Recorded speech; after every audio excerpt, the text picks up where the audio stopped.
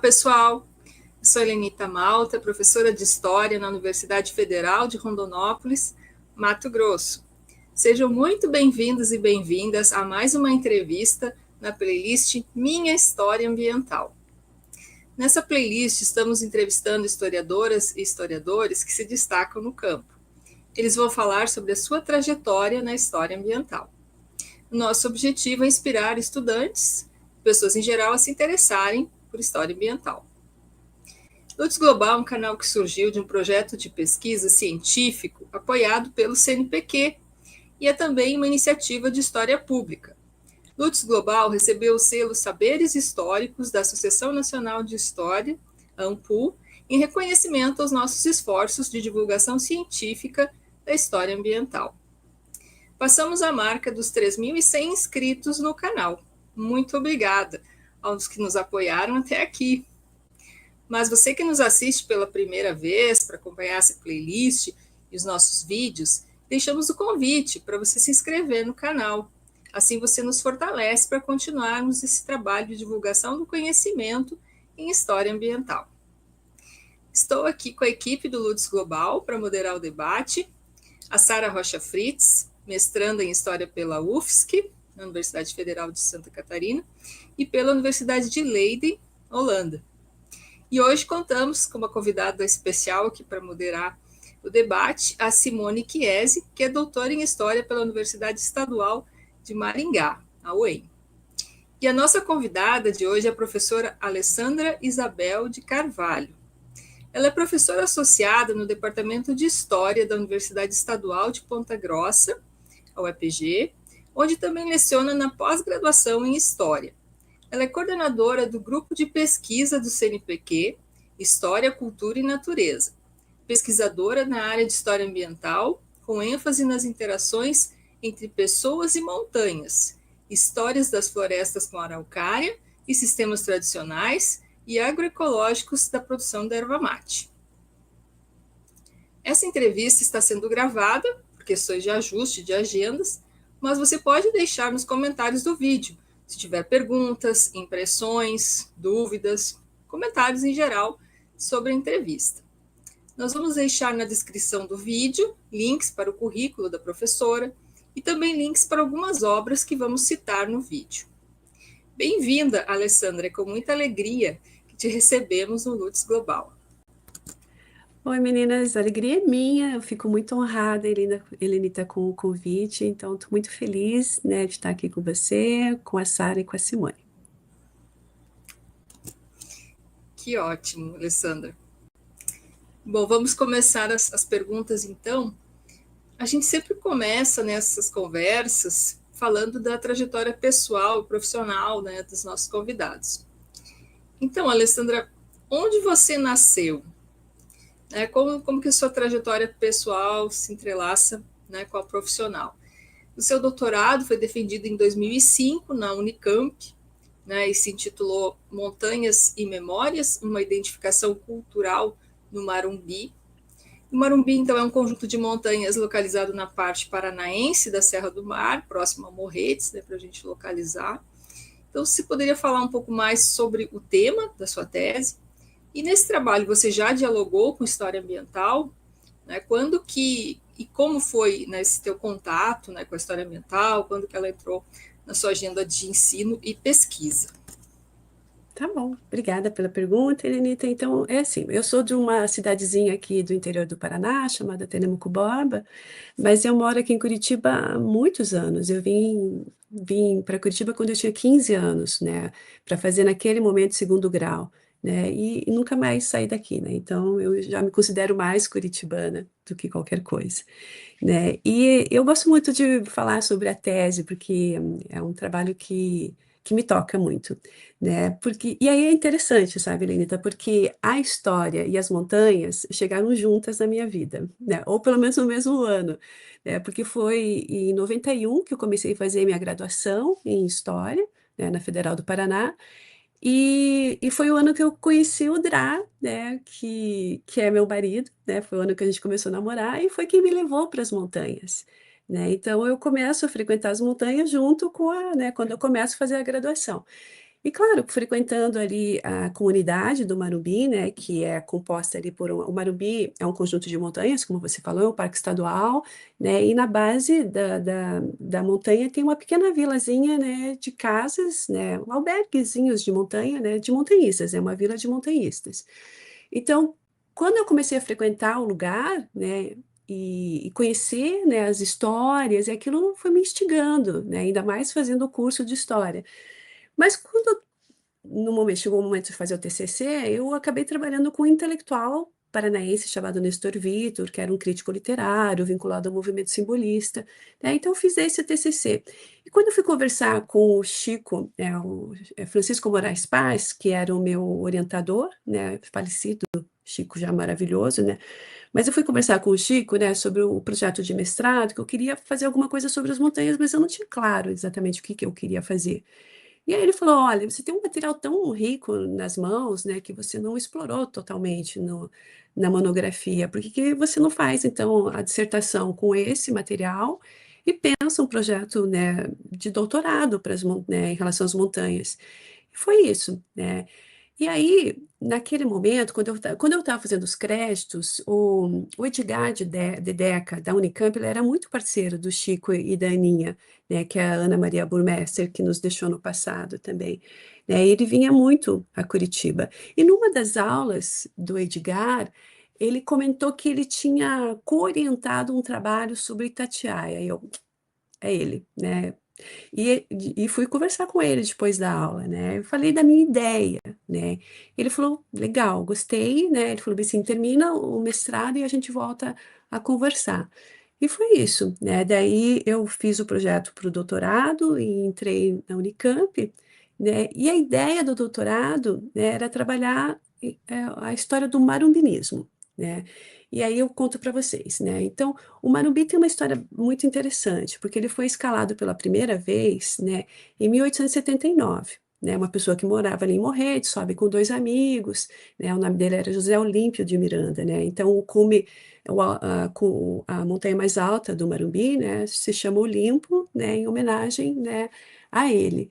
Né, então, ele sobe a primeira vez no Marumbi em 1879, no ano seguinte tem mais uma expedição, né, ele lidera mais uma expedição.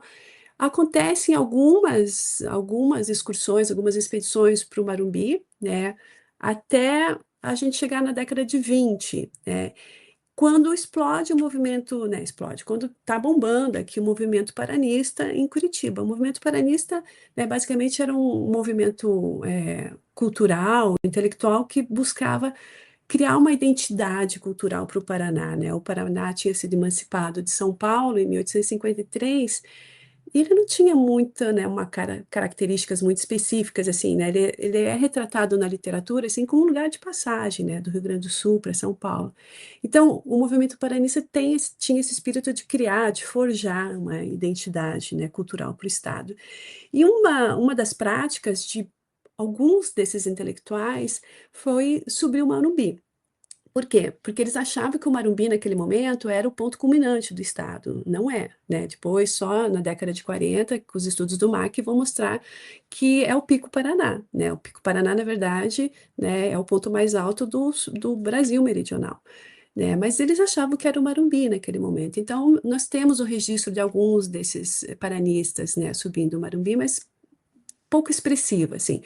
A história do marumbinismo mesmo começa na década de 30 daí, e se confunde muito com a história de um figura muito emblemático, né, chamado Rudolf Stan, né, que era uma pessoa que morava em Curitiba, ele era original de Joinville, tinha nascido em Joinville, ele era de descendência, né, ele tinha ascendência germânica, né, e ele era um excursionista, né, e ele ia para vários lugares e ele tinha uma prática muito interessante, Olenita, que era o registro, sabe? Todas as escaladas, todas as excursões que ele fazia, ele anotava, né, ele tinha um diário, um relatório de excursões que ele fazia. Então, a gente percebe nesses relatórios, né, que a primeira vez que ele vai para o Manubê é em 35 e ele sobe um dos cumes mais baixos, e ali ele já expressa o desejo de voltar e ir para a montanha mais alta, né, do conjunto. Isso acontece em 38, né, em 38 ele volta, né, e ele faz uma subida, assim, né, uma escalada tipicamente marumbina, né, tempo fechado, chovendo, frio, aquela coisa toda, sobe no meio das nuvens, né, não conseguia ver nada, né, e aquela ralação toda, né, é uma ralação ainda hoje, né, eu fico imaginando naquela época como é que era, né, e ele chega no cume da montanha, não vê nada, né, e dormem por lá, na manhã seguinte ele está no cume da montanha, né, e aí acontece aquilo que, sim, que é incrível para quem já viveu, né, e está nos relatos dele, né, tudo fechado, aquela bruma, você não tem visual nenhum, e de repente o tempo abre. E quando isso acontece, gente, é uma sensação mágica, assim, né? Porque aí o horizonte se descortina, né? A gente consegue ver a Baía de Paranaguá, todas as serras no entorno, né? É uma sensação maravilhosa, de fato, né? Isso está no registro dele, né? Então ele escreve, né? No relato dele está assim, que ele disse para ele: aproveite esse momento porque talvez você nunca veja algo tão lindo assim. E aí ele escreve, né, que ele dá um pulo na pedra, né, e fica em pé e diz: Não, eu vou voltar, eu vou ser marumbinista, né? E aí, e é interessante isso, né? Porque ele relata assim que para ele soou muito natural, né? Porque se as pessoas que sobem o Andes são chamadas de andinistas, as pessoas que sobem os Alpes são alpinistas, então ele que queria subir o Marumbi e seria marumbinista, né? E de fato, né, ele volta para o Marumbi praticamente todos os finais de semana, né, pelos próximos 20 anos, né, que é o tempo, né, de vida dele, a partir dali. E aí começa a história do marambinismo. Então, eles começam a frequentar o Marumbi, ele e outros amigos começam a abrir as vias, né, as trilhas que levam para os cumes das montanhas. Na década de 40, eles começam a abrir as vias de escalada nos paredões, né? E em 43, eles resolvem fundar um clube, que era o Círculo dos Marumbinistas de Curitiba, o famoso CMC, né? E aí, é um clube mesmo, gente, assim, com regras, com, né, com etiquetas, né? Então, eles tinham um boletim mensal, né? Onde eles tinham ali, como um clube, gente, normal, assim, né? A área social, né, todas as festas, né? As regras do clube, dos marumbinistas, né? E eles adquirem uma sede em Curitiba, né? Uma sede social em Curitiba, né, num prédio, né, naquela época bastante, um prédio comercial bastante, né, emblemático, famoso. Depois eles compram uma sede, eles conseguem uma sede também no Marumbi, né? Então eles organizam esse clube, né? Então esse material é fonte para mim, né? Tantos os textos, os relatos, né, do Stan, como de outros marumbinistas, né? Porque eu fui descobrindo assim que era uma prática comum, né, desses descendentes dos alemães, sobretudo de fazer os diários, né? Então isso foram fontes importantes. Mas o filé mignon para mim, em termos de fontes, né? O Stanley era muito sistemático, muito metódico, né, com essa coisa do registro, né? Então, ele deixava nos cumes de montanha, lá no Marumbi, uma caixinha de madeira, né? Dentro tinha um plástico com um caderninho e um lápis, né? Em todos os cumes de montanha. Então, as pessoas iam um caderninho preparado para ser um livro de montanha, porque dizia via de subida, via de descida, né, e observações, a data, né, e aí as pessoas anotavam por onde elas tinham que subido, né, por onde elas iam descer, o tempo que elas tinham levado. E esse campo de observações é maravilhoso, assim, porque ali tem de tudo, assim, né? As pessoas falando, assim, do quanto elas tinham sofrido para subir, mas que elas estavam lá, estavam super felizes. Outras dizendo, assim, que foi um horror a subida, que elas estavam detestando estar naquele lugar, que elas ainda teriam que descer, né? Então, tinha brigas entre os grupos, né? Tinha pessoas mandando recados amorosos, né? As pessoas falando sobre o contexto político, sabe? Sobre a guerra que estava acontecendo, né? Registro de noivado, sabe? Então, assim, aquilo para mim foi o filé mignon, assim, né?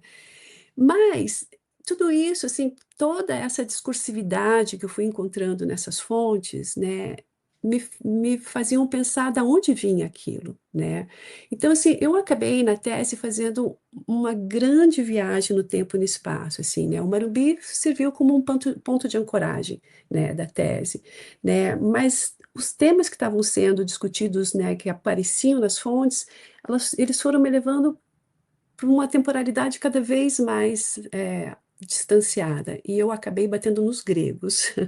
Eu eu não recomendo, não façam isso, gente, né? Nunca façam isso, né? Mas acabou funcionando para mim, né? Então eu fui até os gregos, porque a ideia era investigar como que as pessoas estavam se relacionando com os ambientes de montanha ao longo do tempo na cultura ocidental, sabe? Então foi legal nesse sentido, né? Então foi um exercício bacana para mim, né?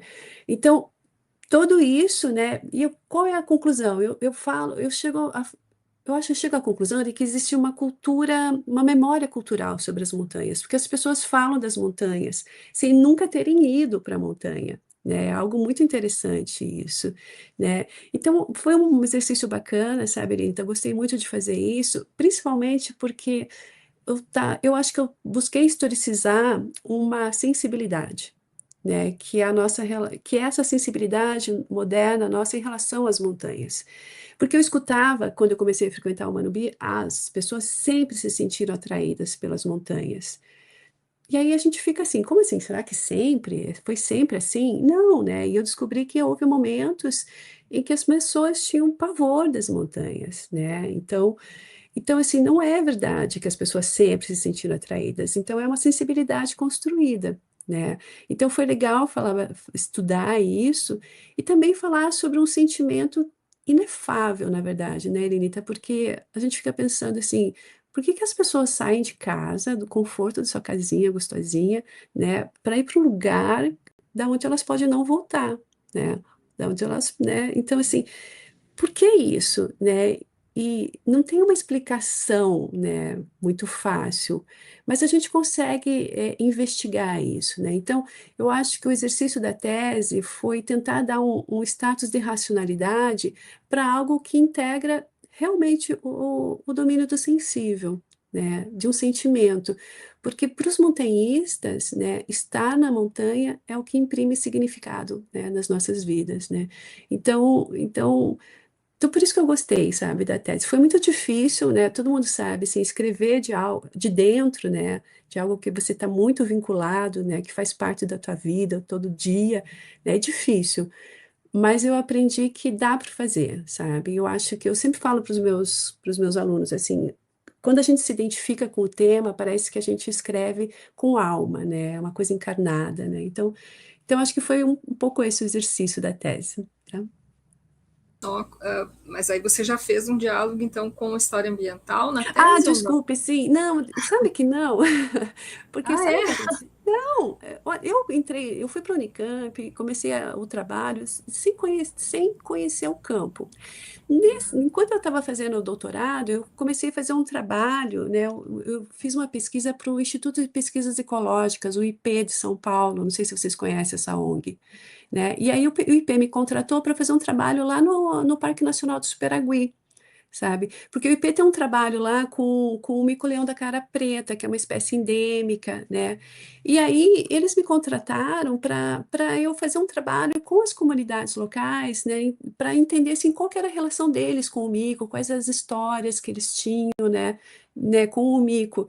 E eu passei um ano, né, lá, entrevistando as pessoas, indo em todas as comunidades, porque é uma ilha, né, hoje, né? E quando eu estava fazendo esse trabalho para o IP, eu soube que, né, ia ter um curso de História Ecológica do Brasil lá no IP, né, com um professor chamado José Augusto Pada.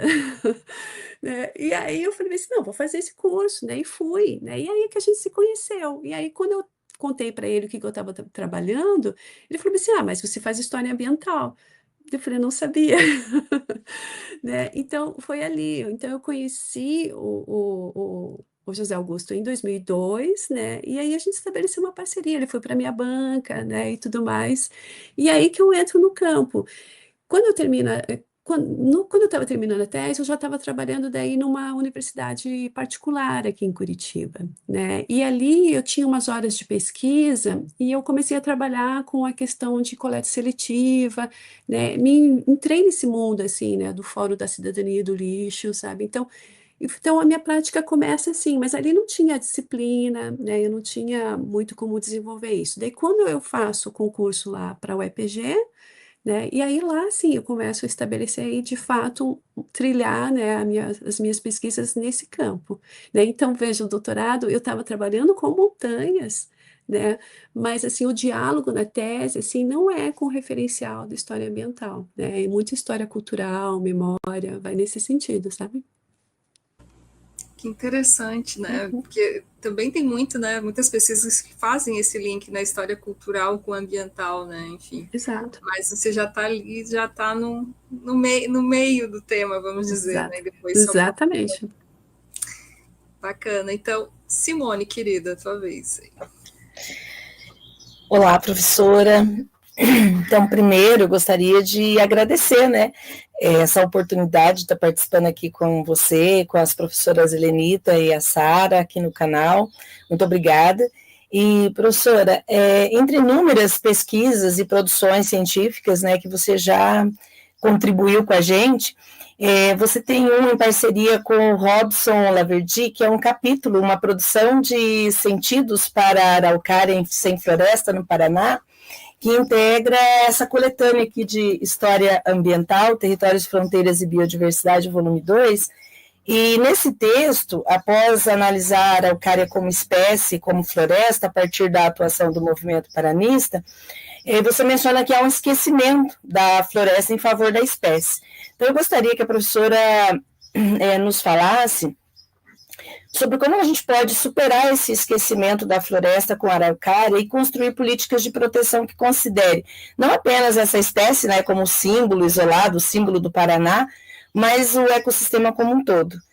Porque afinal lá no trabalho de vocês, né, vocês falam dessa valorização simbólica e institucional da araucária, que ela caminhou e ainda caminha, né, na contramão da proteção da floresta que sustenta, né, a araucária. Então, se a professora puder contribuir um pouquinho com a gente sobre isso. Claro, obrigada, Simone, pela tua pergunta, é importante, né?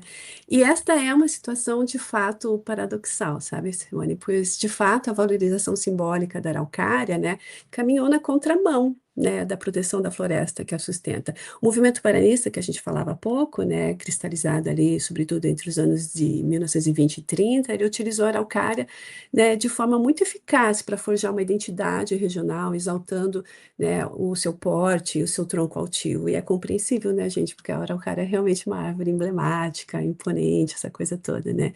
No entanto, ao longo do século XX, né, ao mesmo tempo que a araucária se tornava uma árvore símbolo do Paraná, estampada nas bandeiras, brasões, logomarcas, de tudo que a gente possa imaginar, a floresta, em seu conjunto, ela foi relegada à condição de recurso, né, para o desenvolvimento econômico do Estado, inclusive a própria araucária.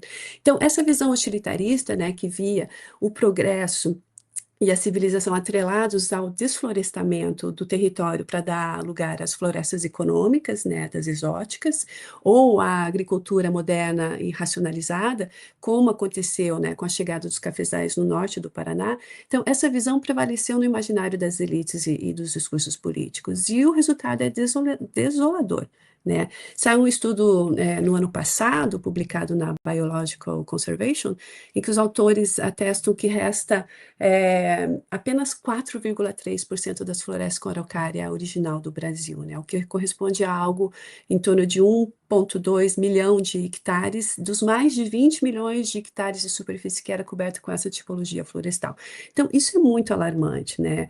Porque o estudo afirma que somente 13,5% desses remanescentes estão em áreas protegidas, né? Outro fator preocupante é que 4% que resta da floresta com araucária estão altamente, né, esses 4% estão altamente fragmentados, né, com a maioria das manchas tendo menos de 50 hectares, né. Então, veja, a situação, como a situação é complexa, né. Até mesmo a legislação de proteção que proibiu o corte da araucária, né, que é uma espécie super ameaçada de extinção, gerou um efeito perverso no campo, né? A proibição do seu aproveitamento futuro fez da araucária uma espécie de espécie malquista entre os agricultores convencionais, que veem a sua presença, né, como um problema e tendem a eliminá-la já no estágio de muda. Claro que isso é diferente nas propriedades agroecológicas, nos sistemas tradicionais de produção de erva mate sombreada, em que a presença das araucárias, né, das imbuias, dos cedros, são fundamentais.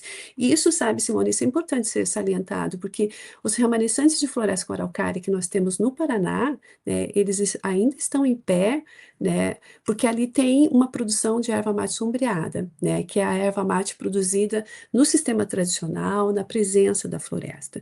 Então, mas essa memória icônica institucionalizada em torno da araucária descola, sim, né, da tipologia florestal, né, porque a legislação que protege a espécie, entre aspas, né, é, é, protege a espécie, né, mas não a floresta com araucária, né, e a floresta está indo embora, né, os estudos têm mostrado isso para a gente, né.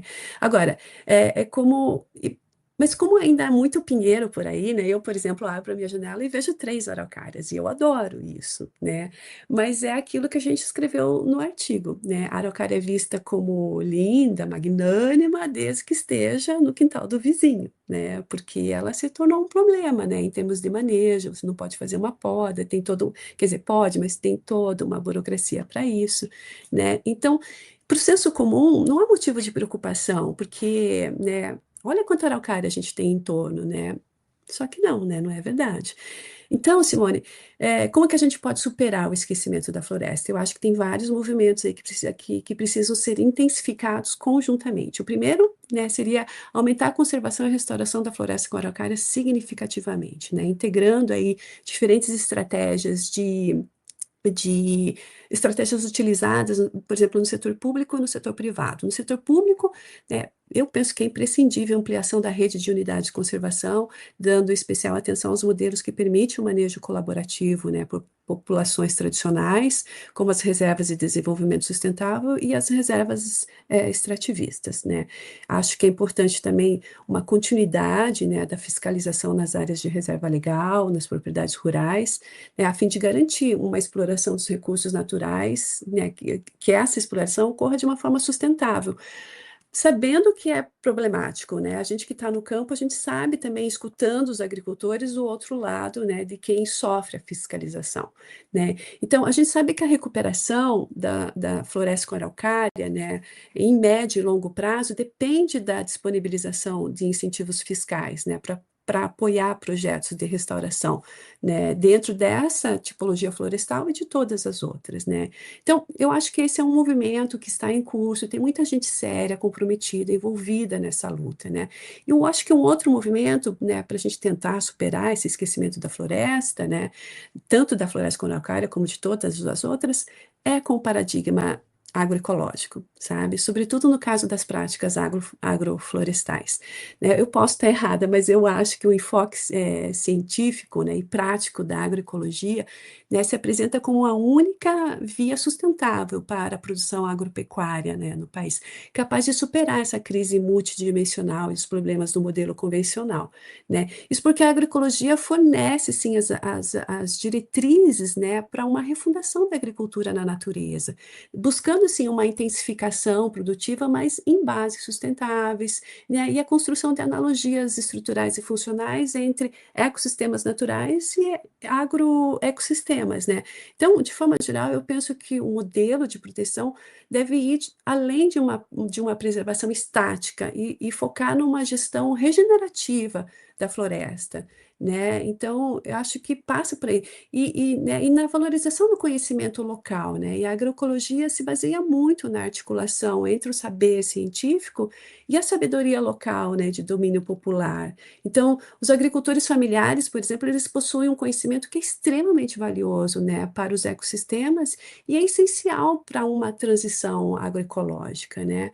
Então, mas para isso, né, há necessidade de uma verdadeira reorientação, digamos assim, de políticas públicas, né, e estruturas, né?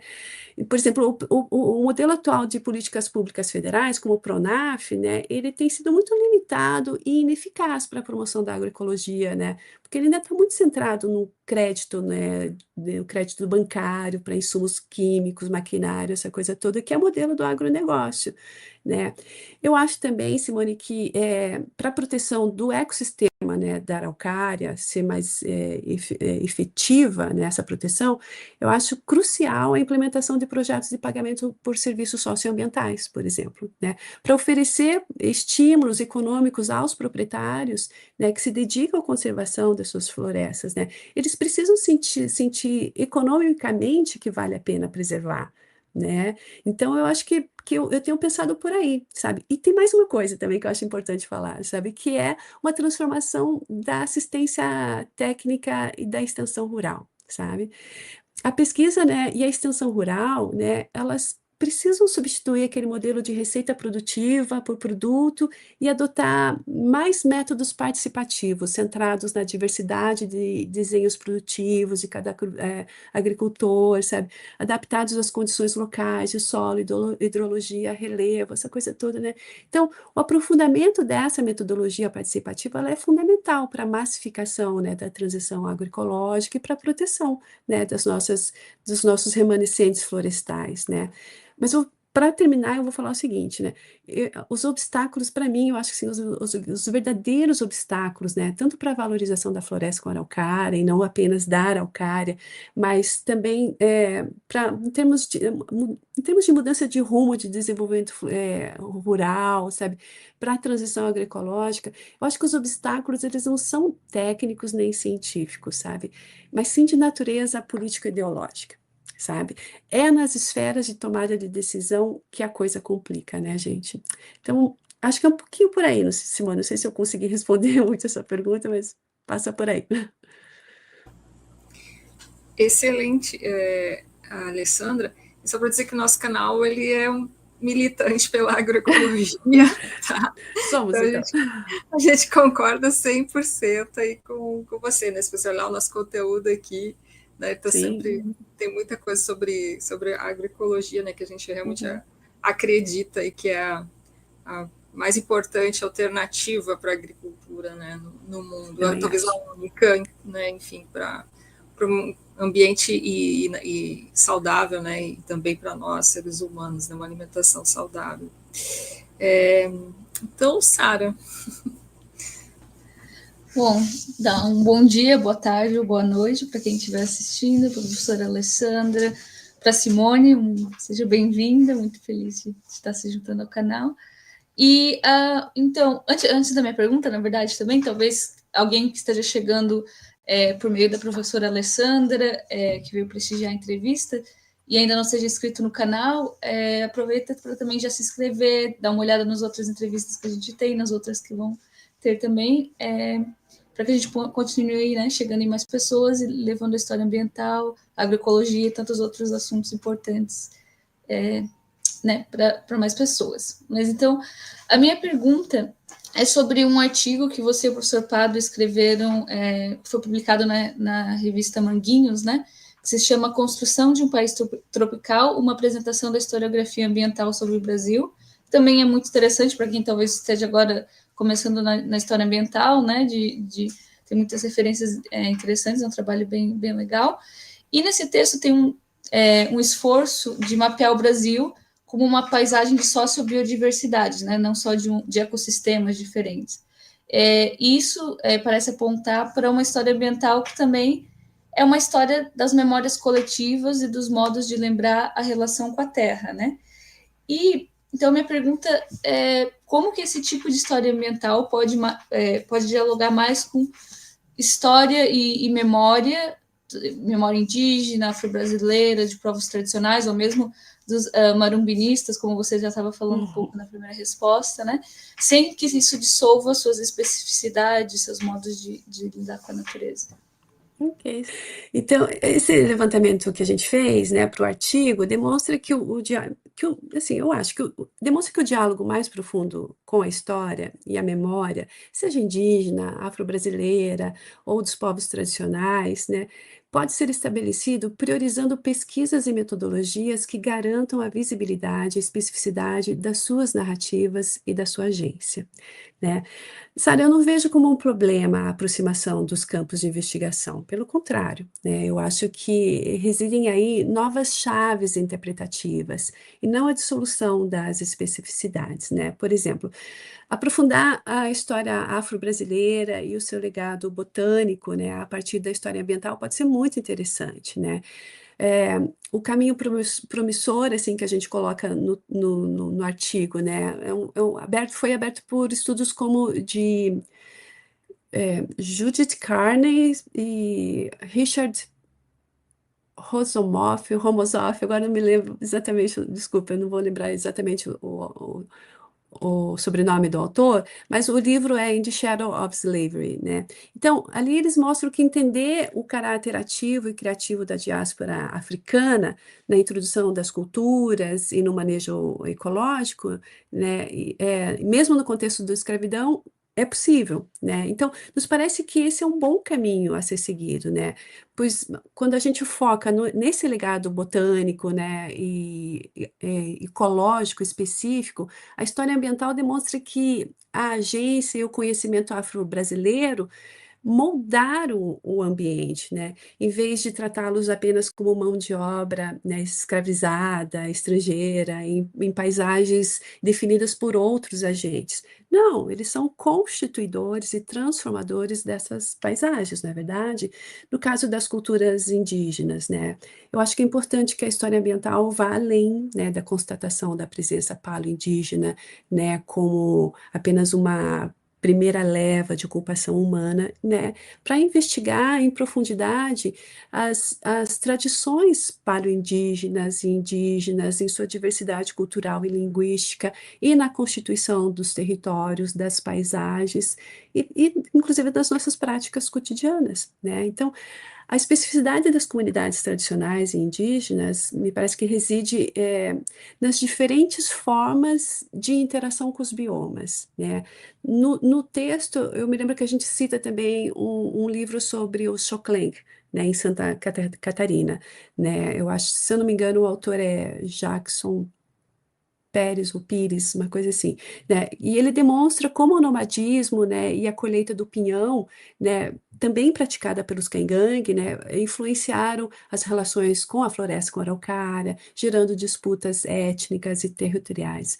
Então, Sara, eu penso que a história ambiental deve incorporar a análise, por exemplo, dos usos materiais e espirituais de plantas e animais, né, pelas diferentes etnias que participaram e que participam, né, da constituição do povo brasileiro, como no consumo, por exemplo, da infusão da erva mate, né, cujas origens indígenas são frequentemente invisibilizadas, né?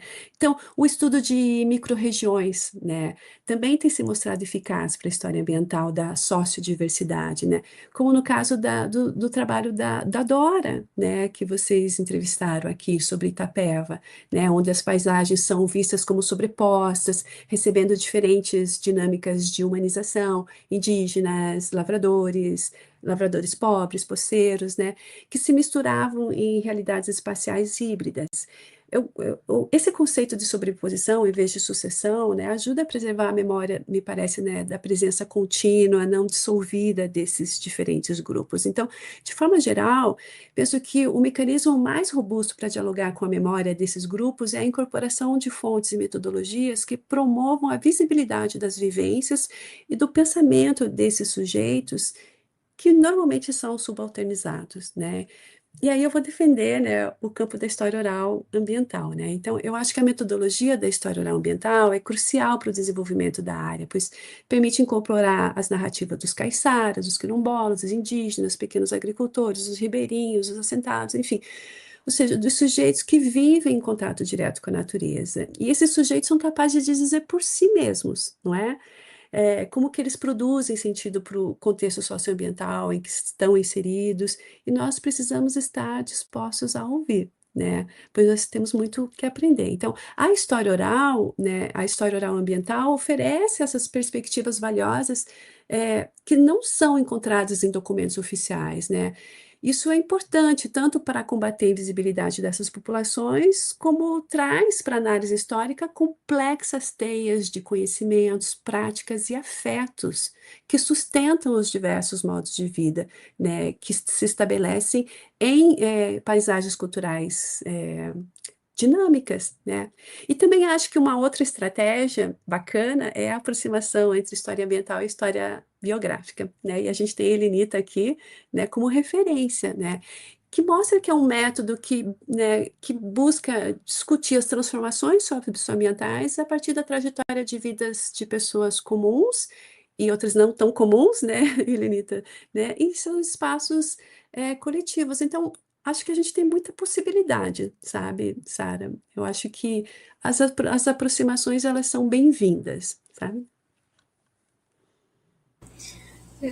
Até comentar sobre esse artigo, nossa, ele é muito importante, Alessandra, esse teu artigo com o Pádua, que já faz 5 anos, e aí você vê, nossa, a quantidade de trabalhos que, né, já teria que ter uma atualização, Sim, assim, exatamente. a riqueza do nosso campo, assim, deixa muito Maravilhoso. feliz, né? Uhum. É incrível. E, claro, e a questão das mudanças climáticas, agora eu acho que tem, então, né, gerado mais uma vertente aí, né, mais uma corrente de temas, né, e possibilidades, enfim. Você sabe, Elenita, que quando a gente foi, a ideia inicial era a gente trabalhar com os livros e os artigos, né, sabe? Daí quando a gente começou, não, impossível, né? Impossível, Sim, né? Então, imagino, né? aham, então, assim, porque é muita coisa. Então, assim, agora a gente pensou assim, não é tanto. Não, é muita coisa. A hora que você começa a mapear, é muita coisa, né? E muita coisa boa, né? Sim. Aí a dificuldade, inclusive, de fazer, porque, né, Exato, agora teria que fazer, tipo, o que aconteceu de 20 a 25, por exemplo, né, se fosse o exato. caso, Aham. porque, né, e já tem muita coisa daí, né. Bom, então, agora a minha pergunta, até ela vai também ter uma continuidade com o que você acabou de falar, né. Então, nos últimos tempos, então, você tem trabalhado muito com história oral, né, e aí você tem feito bastante parceria, né, com seu colega aí da UEPG, o Robson, né, Laverde, e vocês publicaram um artigo juntos com a Evelyn Roberta Nimo, né, na revista Conservation, eu achei muito interessante, sobre uma rede colaborativa de pesquisa e narrativa desenvolvida ao longo dos últimos anos em torno da produção agroflorestal tradicional de erva mate no sul do Paraná, que você já tinha falado também. O texto oferece, então, um exemplo de como a história ambiental oral e a história pública podem apoiar práticas de conservação por meio da agroecologia.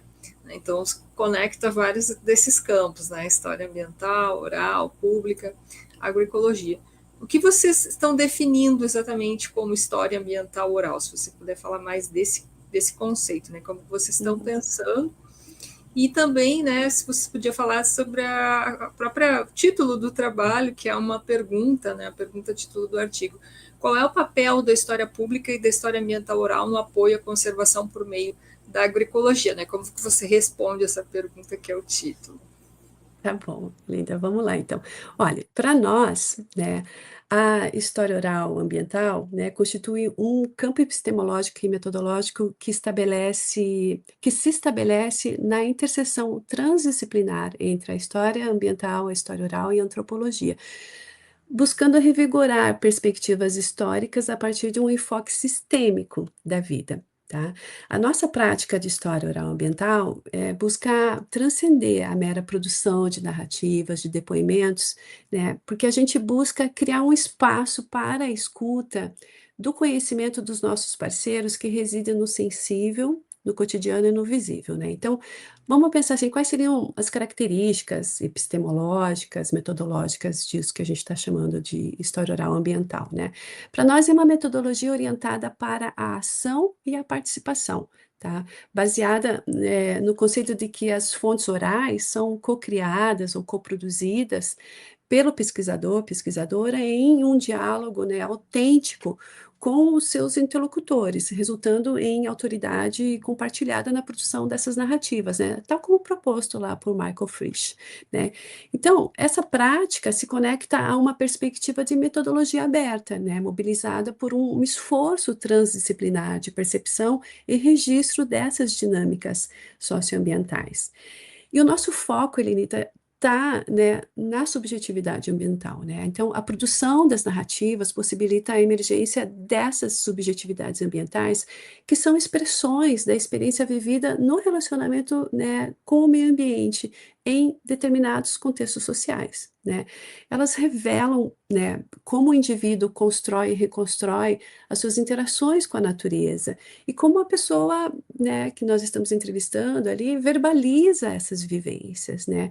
Então, ao documentar o conhecimento, as memórias, as histórias dos agricultores familiares, né, no nosso caso, a metodologia permite compreender como as pessoas atribuem significados ao território que habitam e como elas percebem e valorizam o mundo natural ao seu redor, né?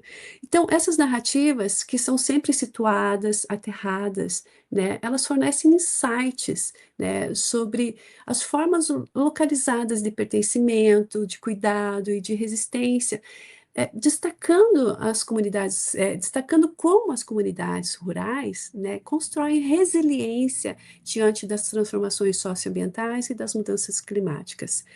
Porque esse conhecimento compartilhado conosco, ele é um corpo construído ao longo de gerações, né? E é um conhecimento essencial para a sustentabilidade dos sistemas tradicionais, dos sistemas agrícolas tradicionais, né? Então, nesse sentido, a história oral ambiental não se restringe a uma análise do passado, digamos, né? Mas lida também de maneira crucial com o tensionamento das narrativas no tempo presente e a projeção de futuros possíveis, né, dos sistemas tradicionais, da agroecologia, da segurança e da soberania alimentares, por exemplo, né. Então, respondendo à sua pergunta, Lenite, me parece assim que o papel da história pública e da história oral ambiental no apoio da conservação, a conservação, né, dos ambientes todos, é democratizar o processo de produção de conhecimento e garantir que as comunidades locais sejam reconhecidas como atores significativos na conservação, uma vez que eles fornecem alternativas sustentáveis à lógica predatória do mercado, né? Como no caso dos produtores de erva mate e os remanescentes de floresta araucária, que eu falava agora há pouco, né? Então, esse apoio se manifesta, assim, né, em três mecanismos principais, tá? O primeiro é uma construção de uma rede de narrativas, né? A promoção da plurivocidade e a implementação de ações concretas de conservação dinâmica, tá? O que são essas redes narrativas, né? A pesquisa, né, a nossa pesquisa visa promover um sentido ativo de história pública, né? Encarregado, então, de dar visibilidade às ações derivadas do trabalho que está sendo realizado, né? Nesse sentido, as narrativas e as subjetividades ambientais compartilhadas, elas fornecem a fundação sobre a qual as ações locais e regionais, elas podem ser desenvolvidas, né? Criando, né, um sentimento de pertencimento e solidariedade em torno dos desafios comuns dos nossos parceiros, né? Um desafio central enfrentado pelos nossos parceiros, né, os pequenos produtores de erva mate, que se intitulam herveiros, né, isso é interessante, eles falam que eles são os herveiros para eles se diferenciarem dos ervateiros, que são os donos das indústrias, tá? Então, um desafio, né, enfrentado pelos herveiros é a invisibilidade dos seus sistemas, por exemplo, né? E do conhecimento associado e da importância socioambiental da agricultura familiar em termos de produção de alimentos, mas também, né, da manutenção dos serviços ecossistêmicos que as suas propriedades oferecem para a sociedade, como regulação hídrica, ar limpo, essas coisas todas, né? Então, essa invisibilidade impede o desenvolvimento da autonomia das comunidades numa cadeia produtiva e as ignora, né, nas discussões políticas sobre conservação. Então, as narrativas se tornam um ponto-chave de comunicação interna e externa, tá? Para conscientizar os consumidores, formuladores de políticas, né? Buscando garantir que as vozes, né, locais, né, e percepções locais estejam, se não em primeiro plano, como nós gostaríamos, né, que estejam, né, pelo menos participando dos debates, né? Então, acho que essa é uma coisa importante, né? Eu falei também sobre a plurivocidade, né? Isso é um elemento fundamental para a agroecologia e a conservação, né? E a história oral ambiental, ao se concentrar nessa diversidade de vozes, busca garantir a implementação da comunidade busca garantir que a implementação da comunidade prática seja relevante e significativa para todas as pessoas que fazem parte dela, né? Então, essa plurivocidade, as narrativas, elas criam um espaço público onde o conhecimento tradicional, que muitas vezes é negligenciado pelo conhecimento técnico e científico, pode ser validado e valorizado entre o próprio grupo, sabe? Isso é importante, né? Os agricultores, né, os nossos parceiros herveiros, frequentemente se consideram os verdadeiros técnicos, né? Eles falam que eles são os verdadeiros técnicos porque as suas técnicas surgem das suas próprias práticas e experiências localizadas, né? Eu me lembro agora de um parceiro nosso, né, falando assim que, falando do pessoal que faz a TER, né, que faz a assistência técnica e extensão rural,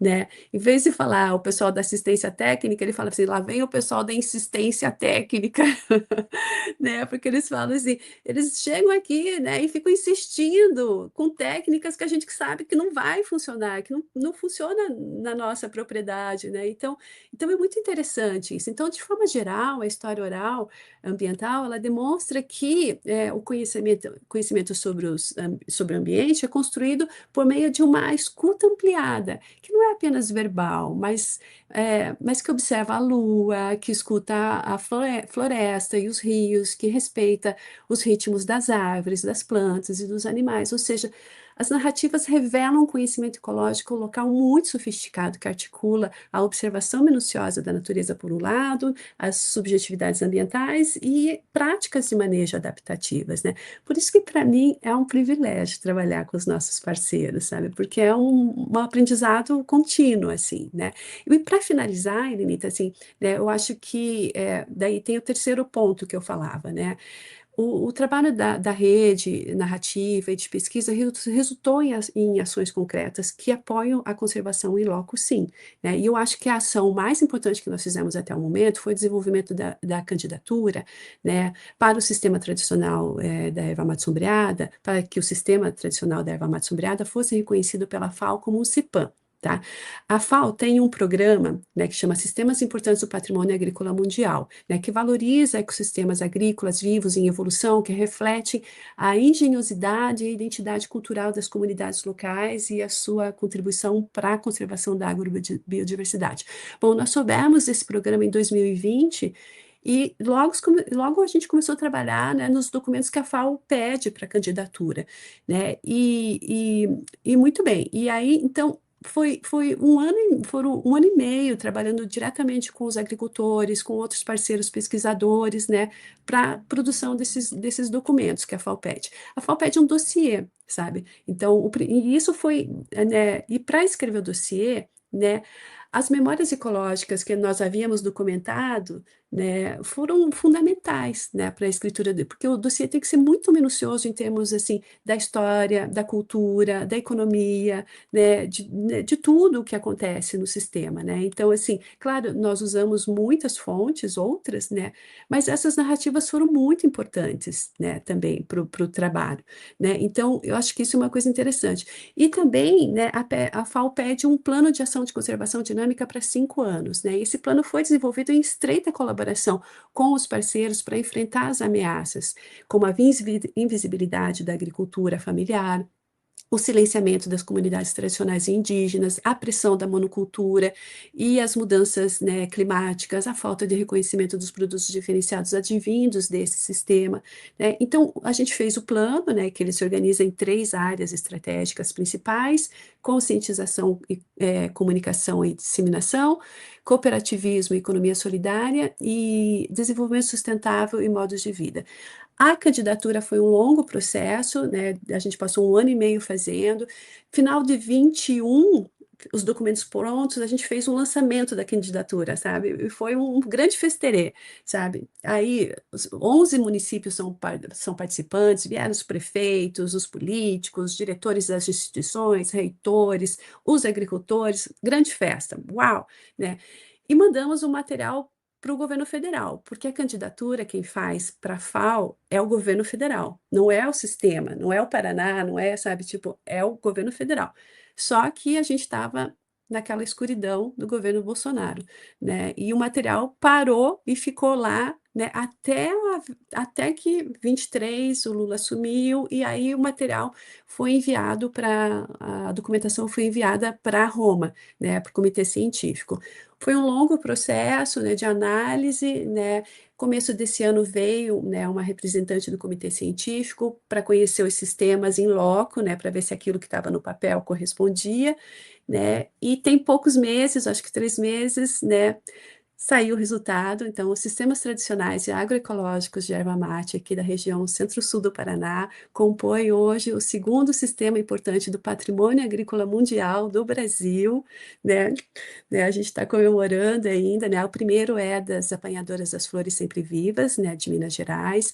Então, o nosso CIPAM é o nono da América Latina e é um dos 102, né, sistemas agrícolas reconhecidos pela FAO, né? Então, eu acho que é uma coisa muito legal, né, Helenita? Então, assim, o trabalho que a gente faz, né, ele tá contribuindo para a conservação, sabe? Então, acho que isso fica, assim, de estímulo também para os jovens pesquisadores, né? Porque, né, o que a gente faz, né, às vezes a gente acha que, assim, que fica se mesmado ali na academia. Não, né? A gente tem a potencialidade de transformar a realidade, sim, de ajudar nessa transformação, né? Acho que é um pouco por aí, então. Nossa, maravilhoso, Alessandra. Eu não sabia que tinha ganhado essa dimensão. Puxa Sim, vida, aham, aham. Então, incrível. isso é muito legal, porque a gente vê assim, né, como a história ambiental, a história oral, elas podem contribuir, né? Elas fortalecem essas bases de sustentabilidade, né? Eu acho que isso é muito rico, assim, para todos nós, né? Sim, aliado com a história pública, justamente, né? Que aí a gente consegue realmente transcender só a questão acadêmica, escrever textos, não, vai impactar na vida real, né? Enfim, Então, isso uhum, acho que a história pública agrega, né? muito, Junto né? Então, com o ambiental. exatamente. Maravilhoso, parabéns, puxa vida. Obrigada. Simone. Então, acho que a segunda parte dessa pergunta que eu vou fazer, a professora já deu um pouco, já respondeu um pouco disso com sucesso, né? E ouvindo a professora Alessandra, impossível não fazer conexões. Eu trabalho com história de campo e história oral, e acho que contribui muito, né, com essa questão de superação dos esquecimentos, dos silenciamentos, né, da invisibilidade dessas populações todas, né. Muito obrigada, professora Alessandra. E nesse sentido, a professora Alessandra, ela coordena, né, o Laboratório de Memória, Cultura e Natureza do Programa de Pós-Graduação em História da UEPG. E resultado desse trabalho foi a organização de um livro, agora recentemente lançado, com o mesmo nome do laboratório, né, que reúne aí uma quantidade imensa de pesquisas desenvolvidas pelos membros. E na apresentação dessa obra, a professora relata o encontro que teve com o professor Robson, né, e ele trabalhando aí especializado na teoria e prática de história oral, e você com essa ampla experiência em pesquisa de história ambiental. Desse encontro nasceram conexões, eu achei muito forte, muito significativo, né, essa questão das conexões, das articulações e o próprio laboratório, né, em si. E daí eu considerar, então, o papel do laboratório como espaço interdisciplinar e o livro, né, que foi recentemente lançado, com todas essas publicações, né, resultado do trabalho desse laboratório, eu gostaria que a professora nos contasse um pouquinho quais são os próximos projetos, a sequência, né, de pesquisas, conexões que seguem atualmente no laboratório. E daí, eu acho que a professora já respondeu um pouco, mas como esses resultados das pesquisas desenvolvidas têm dialogado, né, com os gestores públicos e educadores na perspectiva da integração entre saberes acadêmicos, práticas sociais e a valorização do território, especialmente o paranaense, né, já aí no caso da erva, né? Então, professora, se a senhora puder contribuir com a gente. Claro, obrigada, Simone. Então, eu acho que, né, um pouquinho eu já respondi, né? Eu acho que, porque assim, o laboratório, então, é de 2013, né? E Aí a chegada da Evelyn, porque a Evelyn chegou para fazer um pós-doc conosco, né? Dela se integrou na equipe e nós trabalhamos juntos, né, até hoje, né? Depois hoje o laboratório conta também com a participação do professor Hilton César Martins, né? Então nós que coordenamos o laboratório. O laboratório começa como um espaço de integração, né? Porque ele surge junto com a abertura do nosso mestrado, né? Então o laboratório funciona, né, com alunos da graduação. Todos os nossos alunos de iniciação científica, eles estão obrigados, desculpe, mas eles são obrigados a frequentar, né, o laboratório, né, e os alunos da pós, né, o laboratório depois ele se torna uma disciplina da pós, sabe? Então, os nossos orientandos, né, eles teriam que participar do laboratório de qualquer forma. E uma coisa que é muito interessante é que o nosso laboratório é muito buscado, assim, por pessoas que vêm fazer pós-doc, né, conosco. Então, isso é uma alegria.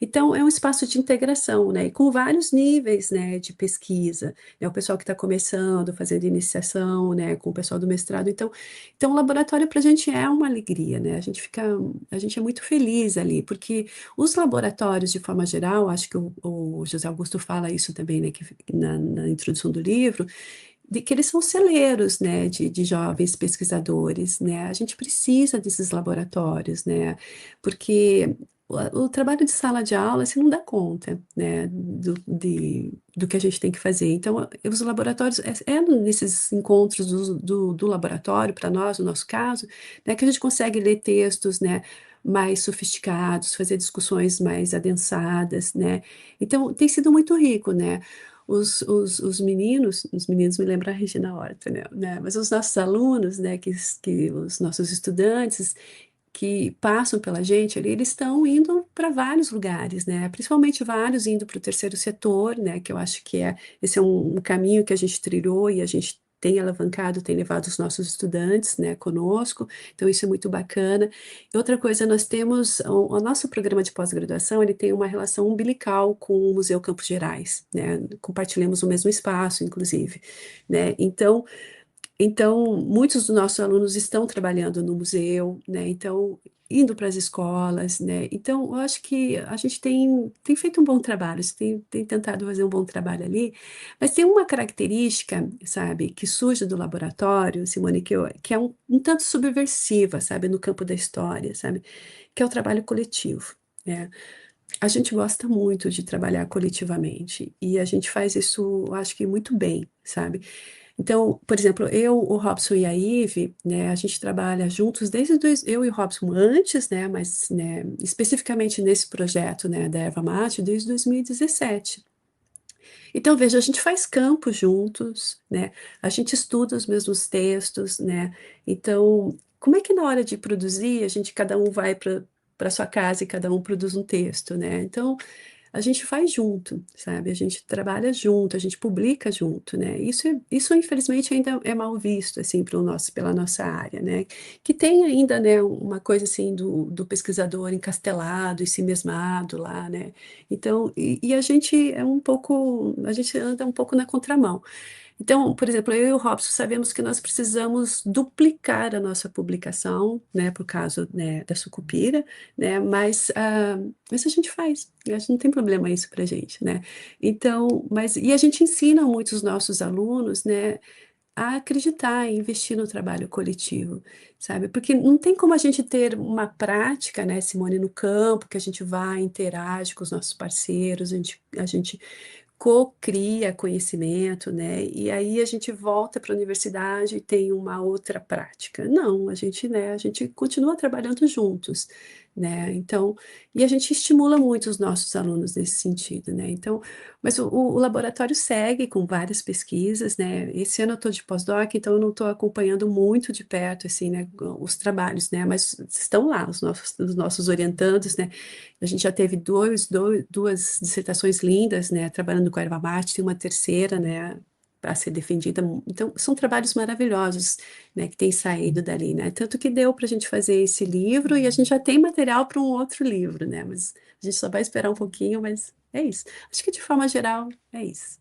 Muito interessante que você falou do trabalho coletivo, né, que eu fiquei pensando que nós aqui, né, a Sara e o Denis, a gente no desenvolvimento do projeto, a gente fez muitas publicações coletivas e até o livro resultante, né? Então, muitos colegas vieram, nossa, mas como é que vocês conseguiram escrever um livro juntos, não sei o quê. Nossa, é tão bom, gente, É você tão ter bom, não é? É tão bom. parcerias.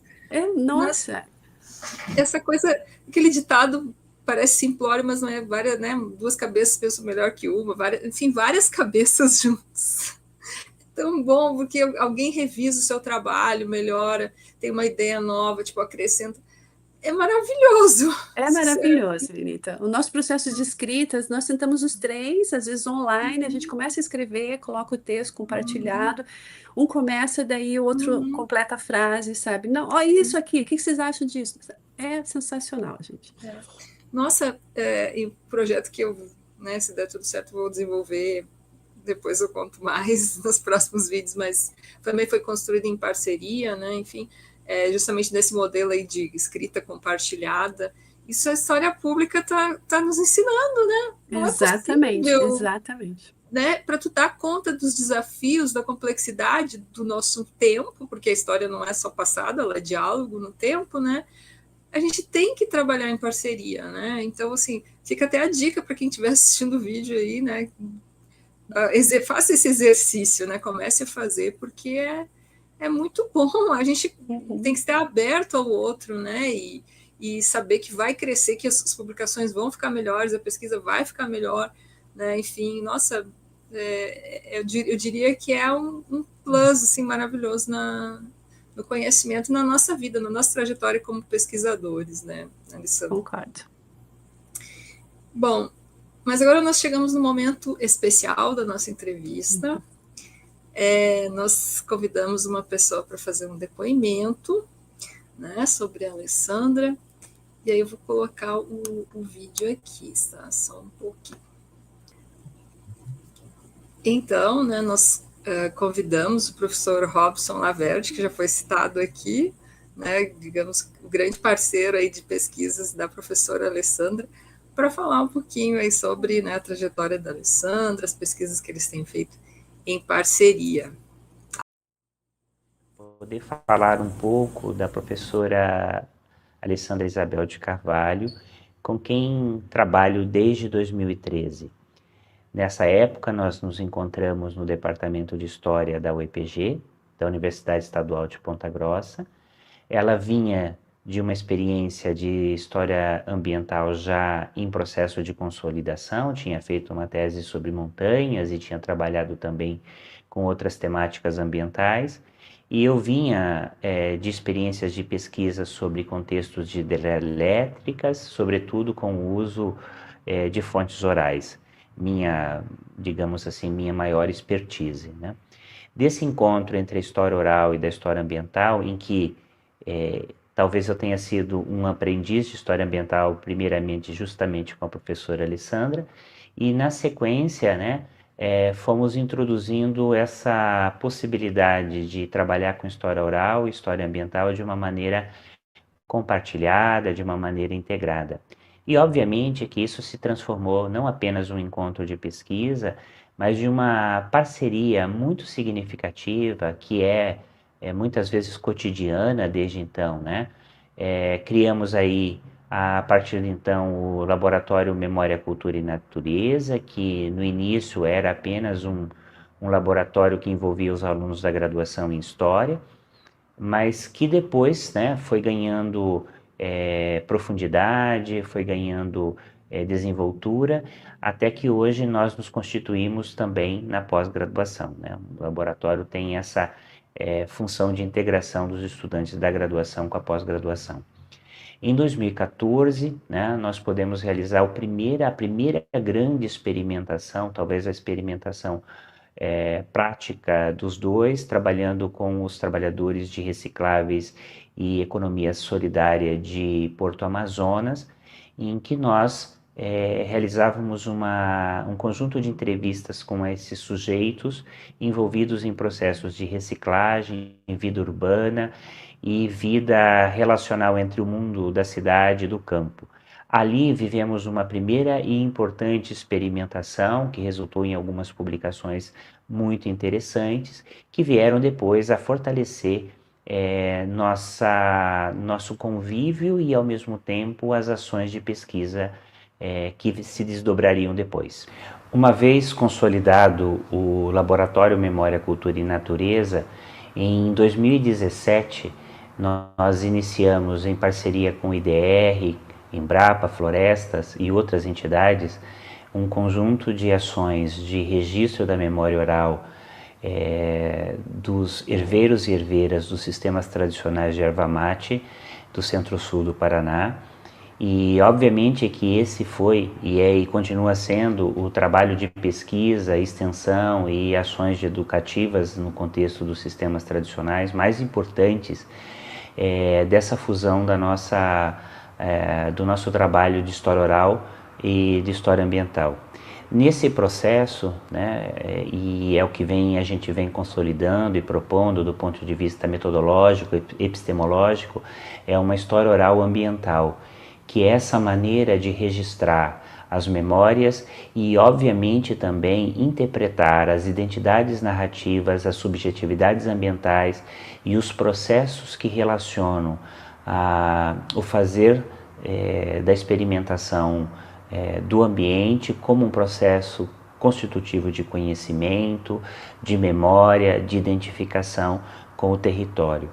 E, obviamente, que nós estamos falando aqui de uma parceria, né, que gera um convívio de muito aprendizado e de muita interação com os diferentes grupos sociais que assistimos a partir do laboratório. Essa trajetória tão significativa de trabalho conjunto, a única coisa que eu posso dizer e experienciar e poder verbalizar é a admiração, o carinho, o afeto que eu tenho pela Alessandra e agradecer, sobretudo, a oportunidade de um convívio cotidiano com ela, tanto na universidade e também na vida pessoal. Alessandra. Adorei, obrigada, gente. Sabe que eu não esperava. Foi uma surpresa mesmo, né? Porque ainda falei para ele ontem, né? Eu falei assim, Robinho, amanhã tem entrevista. Ele, que legal, não sei o quê. Mas não me contou. Eu falei para ele, não conta. Não me contou. E também, como eu vi que algumas entrevistas, né, vocês já não estavam mais fazendo, eu falei, eu acho que não vai ter isso, né? Então, foi uma surpresa. E muito obrigada. E o Robinho é meu irmão, né? Então, a nossa relação ali é unha e carne ali, né, de fato, assim. Então, eu retribuo, eu tenho muita admiração pelo Robinho, pela trajetória dele, né, somos muito amigos, né, a nossa relação transcende a universidade, de fato, né, e é uma pessoa que eu confio, assim, né, totalmente, né, então, fico muito feliz. Muito obrigada, meninas, adorei. Imagina, é que às vezes a gente consegue, às vezes não consegue fazer, às vezes não dá nem... Não tem tempo, né? Enfim, né? Mas aí dessa vez deu certo, né? E que bom. Que bom, fiquei super feliz. Imagina, eu acho que vocês estão construindo algo muito, muito interessante, né? Justamente essa história oral ambiental ou ambiental oral, né? Como você colocou ali os 3 pilares, né? Poxa, já é um arcabouço teórico, né? Para quem for entrar nessa área, quem for trabalhar com história oral e ambiental, enfim, né? Vocês estão construindo algo assim, né, muito, muito relevante mesmo, né? É interessante isso, sabe, Lindy? Só um comentário rápido, assim, porque a gente foi motivado por um texto que a gente leu, né? E os autores falavam assim, puxa, tanta gente na história ambiental está usando a história oral, né? E às vezes não evidencia isso, né?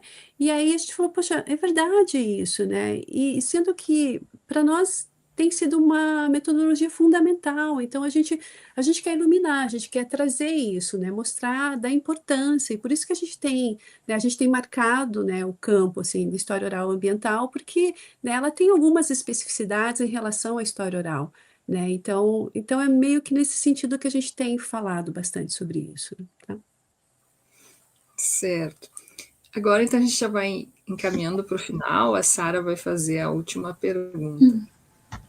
Então, não é das mais fáceis, mas eu acho que é sempre bom ter, né, trazer a opinião e a visão com base nas suas experiências. Então, é mais uma questão voltada, né, para que não se pode contornar hoje em dia, que são as mudanças climáticas, também toda a ascensão dos discursos negacionistas que vem junto com isso, né? Então, como você enxerga esse desafio de comunicar a complexidade histórica das relações entre sociedade e natureza, e como que a história ambiental pode ajudar nesse debate? Não é fácil, né, Sara? Mas eu acho que a crise ambiental, o esgotamento dos recursos naturais, né, e a ascensão dos discursos negacionistas, na verdade, sabe, Sara, eles representam um impasse civilizacional que a sociedade contemporânea enfrenta, né? Eu acho que essa crise atual, né, ela não é meramente conjuntural, né, mas de fato o esgotamento de um projeto civilizacional, né, fundado na acumulação e na maximização dos lucros, sem considerar os limites naturais e humanos. Então, assim, para ficar na minha esfera de pesquisa e atuação no momento, né, é, é impressionante, né, ver como o modelo do agronegócio e da agricultura industrial se mantém profundamente enraizado na consciência coletiva, né, como a referência de progresso e modernidade, né? É interessante ver como os discursos negacionistas e pró-agronegócio utilizam noções como modernização, progresso técnico-científico, eficiência produtiva como alavancas, né, ideológicas indispensáveis. E essa narrativa frequentemente apresenta argumentos ideológicos como fatos científicos irrefutáveis, né? Por exemplo, a agricultura industrial é idealizada como o mundo das supercolheitadeiras, né? Onde nem a violência social e nem a violência ambiental têm lugar. Mas não é verdade, né? Então, essa simplificação ideológica, assim, me parece que oculta, né, a escolha política e a intencionalidade histórica por trás desse modelo dominante, né? A gente esquece, né, por exemplo, que a modernização da agricultura brasileira foi uma alternativa deliberada, amparada em motivações político-ideológicas que sistematicamente nega ou menospreza a agricultura familiar, né? Por exemplo, como forma de produção merecedora de confiança, investimentos, e normalmente a associa, né, com o atraso e a precariedade, né? Os sistemas tradicionais, quando a gente fala em sistemas tradicionais, parece uma coisa antiga, ultrapassada, né? Então, parece que muita gente se apoia na crença de que a inovação tecnológica contínua, né, vai superar os limites naturais, mas esquece, né, que cada nova tecnologia tem impactos sociais e ambientais muito significativos. E eu penso também, Sara, que uma coisa importante é quebrar o mito, né, da autonomia da ciência e da técnica, né? A modernização da agricultura, né, por exemplo, transferiu o controle do conhecimento e da inovação para as grandes corporações do agronegócio transnacional, promovendo uma desconexão da agricultura com os ecossistemas, né? A lógica parece que é não ter ecossistema para ter um monte de monocultivos, né? Então, o modelo convencional da agricultura, apesar dessa imagem de pujança, né, que não sobreviveria sem os subsídios estatais, é importante a gente frisar, né, nos impõe custos socioambientais elevadíssimos, né, as famosas externalidades, né, capitalistas, né, que são assumidos, né, pela sociedade como um todo, né, como a poluição por agrotóxico, o assoreamento dos rios, da instabilidade climática, a perda de biodiversidade, né. Então, como que a história ambiental pode nos ajudar nesse debate, né? Eu acho que a história ambiental e a análise histórica em geral, assim, né, do desenvolvimento rural são ferramentas, por exemplo, essenciais para confrontar os discursos negacionistas e iluminar, né, as raízes estruturais dessa crise, né? Mas também para prospectar futuros viáveis. É isso importante. Então, a história ambiental ajuda a situar a crise e o modelo hegemônico em seu tempo passado e recente, né? Demonstrando que o grande capital agroindustrial e financeiro tem se apropriado das riquezas geradas, né, pelo trabalho dos agricultores, pela exploração dos ecossistemas, e também, por outro lado, a história ambiental tem mostrado as alternativas locais e regionais, de agricultura tradicional, agroecológica, regenerativa, enfim, né, que existem Brasil afora, né, e que merecem ser conhecidas, que merecem ser valorizadas, reproduzidas. São iniciativas que precisam ser historicizadas e discutidas, né? Então, ao examinar as relações entre economia, ecologia e cultura, que me parece ser o tripé da história ambiental, né, a história ambiental permite uma interpretação dos fenômenos por outros ângulos, né, por ângulos heterodoxos, digamos assim, né? Então, a história ambiental ajuda a compreender a produção de sentidos, né, para os elementos e seres da natureza, como a araucária, né, que foi ressignificada, né, de símbolo identitário para um emblema de devastação, né? Então, isso revela que as interpretações sobre as florestas e a natureza em geral, né, elas são provisórias, são mutáveis e dependem das posições sociais e culturais em que são formuladas, né? Lembrando aqui das ideias de natureza do Raymond Williams, né? E tudo isso é muito bacana, né? É muito estimulante de ser estudado, né? Então, por isso que eu acho que o nosso campo tem crescido, porque a história ambiental é mobilizadora, né? A gente não quer só ficar no escritório, né? A gente quer ir a campo, né? A gente quer subir montanha, a gente quer andar de bicicleta com o Rogério, né? A gente quer pegar um barco e conhecer os ribeirinhos, enfim, não é à toa que a gente escolheu a história ambiental, né, meninas? E é muito bom, né? É muito bom ver novos pesquisadores se juntando à nossa comunidade, né? E eu vou falar para vocês aqui que é uma comunidade que eu sou fã de carteirinha, gente, né? E não é só pela qualidade dos trabalhos produzidos, né? Mas é pela egrégora, sabe? Pelo espírito de companheirismo, de colaboração mútua, desculpe, que vigora, perdão, que vigora entre nós, né? É incrível ver como a gente vibra, né, quando um colega publica um artigo, um livro, né, consegue um emprego, consegue uma bolsa, né, a comunidade vibra, né? Então, eu acho que isso é uma preciosidade acadêmica que nós temos e que nós temos que cuidar com muito, muito zelo, né? Acho que de modo geral é isso, Sara. Ótimo, Alessandra. Isso que você falou agora, né, fiquei pensando o quanto a gente tem que, acho que desenvolver também essa questão do capitaloceno, né, que é isso que você Muito. coloca, né, a questão aí de que, e aí no caso da agricultura do agro, nosso país é a principal atividade, né, então o quanto, né, o lucro de pouquíssimas pessoas, né, traz consequências, impactos ambientais para muita Ai, a gente, para concentração, né? todos Ele a nós, né? concentração de terras, né? Isso é Uhum, uma loucura, sim, assim, né? sim, Então, a gente tem que enfrentar ainda o desafio da reforma agrária, né? Então, sim. isso é fundamental, né? Então, a Sara começou a pergunta, falou assim, uma coisa que talvez seja incontornável, mas não, sabe, Sara? Eu me lembro sempre do Fritjof Capra, que ele fala assim, né? Nós precisamos ser pessimistas na percepção e otimistas na ação, né? Então, é isso que me motiva, assim, né? Senão, porque esse mundo, esse campo da investigação ambiental, é doloroso também, por um lado, né? Porque Uhum. você vai tomando consciência dos problemas, né? Então, isso é angustiante por um lado, né? Mas a gente tem que, né? A gente tem que acreditar, né? Que pode ser diferente, né? A gente tem que esperançar, né? Sempre, né? Sim. Também só queria comentar, né, lembrando que a gente já entrevistou, né, a professora Eurípides Funes, que também trabalha muito com a história oral e ambiental, né. Uhum.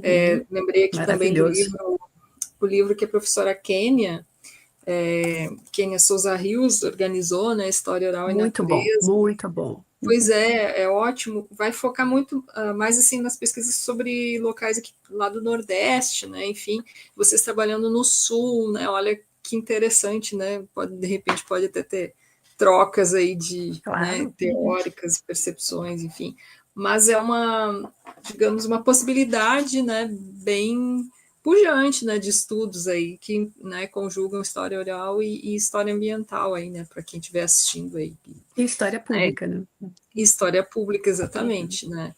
Então, assim, a história pública cada vez mais está entrando, né? E, assim, pelo menos para nós aqui no canal já é uma realidade, mas, assim, também em outras pesquisas que eu estou fazendo, nossa, o quanto ela parece que abre a cabeça da gente quando a gente E não começa. tem volta, né, Rita? Depois que a Não. gente percebe que é a importância disso, não tem volta, né? Então, Sim, sim, é incrível.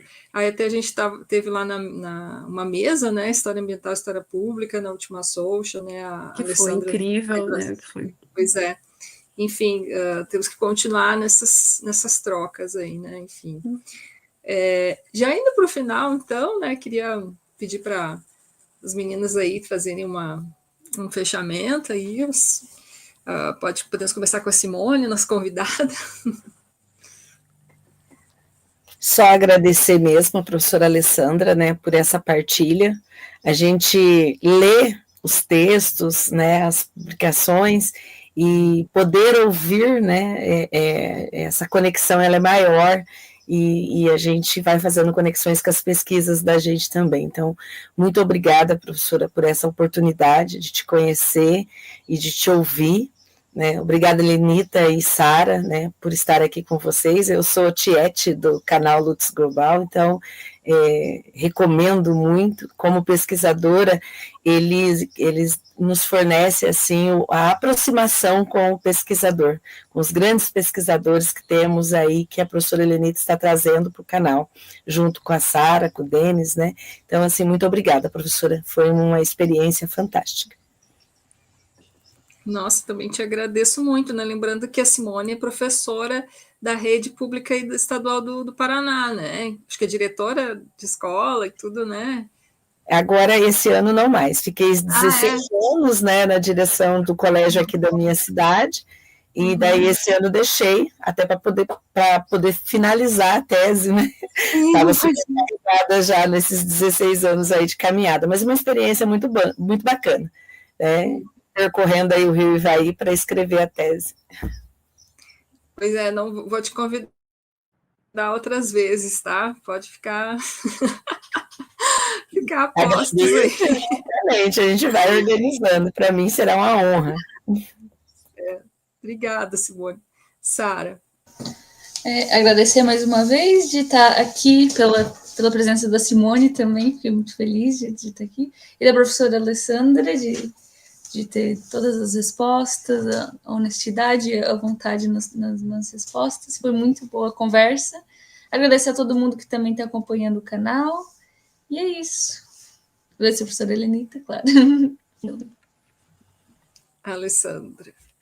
Gente, eu tô muito feliz, né? Eu acho que foi uma conversa legal, né? Obrigada pelas perguntas, super bem boladas, inteligentes, né? Eu espero que eu tenha conseguido responder a contento, né, ao nível das perguntas e falar que foi uma alegria, né? Eu sou também sou fã, Simone, aqui do canal, né? Acompanho todo o trabalho do pessoal aqui, então estar aqui, né, junto com todos os meus amigos, né, que me antecederam aqui, né, eu fico super honrada. Então, muito obrigada pelo convite, Lenita, mesmo. E agradeço você ter aceitado, né, Alessandra? Sei que foi complicado ali, a gente teve que acertar as agendas, né, mas isso aí é que você, né, tenta, com uma pesquisadora aí de mão cheia de compromissos, né, enfim. Mas adorei a conversa também, foi maravilhosa, né? E te agradecer muito, te parabenizar por essa pesquisa incrível, né? Poxa, tá trazendo aporte teórico, né? Tá realmente fazendo a diferença, né? Trazendo ferramentas aí para a gente pensar, mas também levando para a prática, né? Então a teoria e prática juntas, né? O tempo todo. Então parabéns pela parceria, né? Agradecer o Robson também, né? Pelo vídeo e tudo, né? E dizer que vocês são muito importantes aí para a história ambiental brasileira. Parabéns. Muito obrigada. Tá bom?